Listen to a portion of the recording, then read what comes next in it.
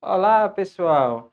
Está começando agora mais um programa Aula em Casa da Prefeitura Municipal de Limoeiro e você começará a ter contato com a disciplina de matemática com o professor Almir Moura.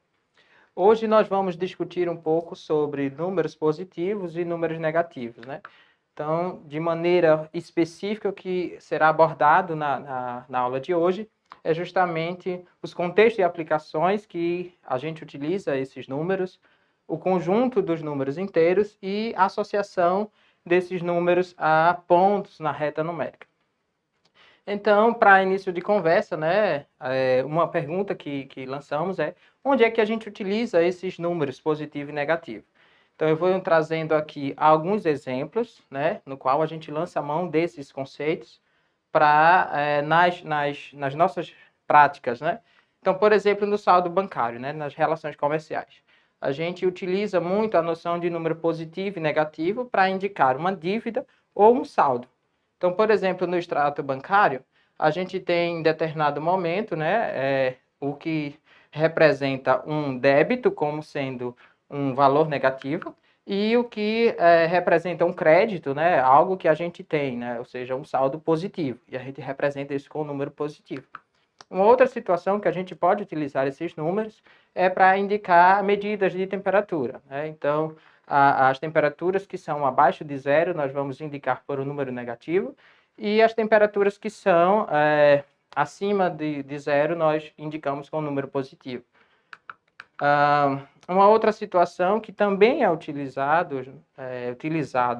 os números positivos e negativos é referente à altitude. Então, tudo aquilo que está acima do mar, nós vamos indicar por um número positivo. Tudo aquilo que está abaixo do nível do mar, a gente vai indicar com um número negativo. Quando a gente olha para os números 1, 2, 3, 4, 5, 6, né?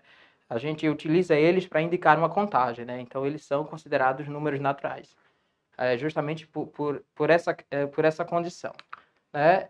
Esses números, a gente também pode escrevê-lo como sendo mais 1, mais 2, mais 3, mais 4, ou seja, números positivos, né? Então, esses números naturais, eles também são números positivos. E aí, cada número positivo, mais 1, mais 2, mais 3, a gente pode associar um outro que está a uma mesma distância, né, em relação ao zero, e obtendo assim os números inteiros negativos. Só que ele está em um sentido contrário ao zero, ou seja, antes do zero. E aí a gente, reunindo o conjunto formado pelos números inteiros positivos, o zero, e os números inteiros negativos, a gente constitui um conjunto ao qual a gente chama de números inteiros, que representamos pela letra Z. Nesse caso aqui, nós temos os números que antecedem o zero, como sendo números negativos, e os números que estão após o zero de números positivos, e o zero como um elemento central. Então, o zero não é positivo nem negativo. Mas um detalhe que a gente percebe aqui é que eu juntando zero e os números positivos, nós vamos constituir o que chamamos de conjunto dos números naturais.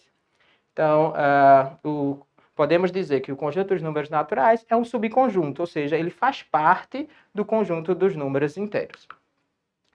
Algumas coisas importantes que a gente deve frisar nessa aula. Primeiro, os números negativos são designados, ou seja, são escritos com um sinal de menos, que o precede, ou seja, que vem antes dele. Então, por exemplo, menos 7. Para indicar menos 7, eu coloco menos antes e depois o algarismo 7. É facultativo o uso do sinal de mais nos números positivos. Então, eu posso tanto escrever mais 5 para indicar um número positivo, como eu posso escrever 5 sem o sinal. E outra coisa interessante é que o zero, ele não é nem positivo e nem é negativo. A gente não pode fazer esse tipo de classificação. Podemos associar esses números a pontos específicos da reta numérica. Então, por exemplo, aqui nós temos uma situação, né, que representa algo que a professora fez, ou seja, ela desenhou uma reta numérica, ela posicionou o zero, à direita do zero colocou os números positivos, à esquerda do zero colocou os números negativos, e aí ela localizou o ponto C como sendo menos 3, o ponto A como sendo menos 1, o ponto O como sendo 0, o ponto D como sendo 3 e o ponto B como sendo 4. Então, nesse caso, a gente está associando esses pontos a números que são números inteiros, né? Positivos e negativos. É importante é que o sentido, né, positivo é indicado, né, à direita do zero, e o sentido negativo ele é indicado à esquerda do zero. Existem dois conceitos interessantes da gente trabalhar também, que é a questão de módulo, né? Ou seja, a distância de um ponto na reta numérica até a origem. Então, nessa tela aqui nós temos um exemplo, né? Onde o ponto B, por exemplo, ele está a 3 unidades do zero, no sentido negativo, e o ponto A está a 4 unidades do zero, no sentido positivo. Ou seja, a distância de B até zero é 3 unidades e a distância de A até zero são 4 unidades. Nesse caso, a gente chama que essa distância aí, né, a medida dessa distância é que a gente chama de módulo ou valor absoluto. E esses conceitos serão interessantes para a gente trabalhar posteriormente as operações de adição e subtração, por exemplo. Então, eu tenho um módulo de 3, que é indicado com essas duas barras, de menos 3, perdão, é igual a 3, assim como o módulo de mais 4, ou simplesmente de 4, é igual a 4. Um outro conceito importante é simétrico de um número. Então, a gente tem na reta aí que os pontos menos 4 e 4 estão a uma mesma distância, né, da origem, e só que um está à esquerda do zero e o outro à direita, né, estão em sentidos opostos.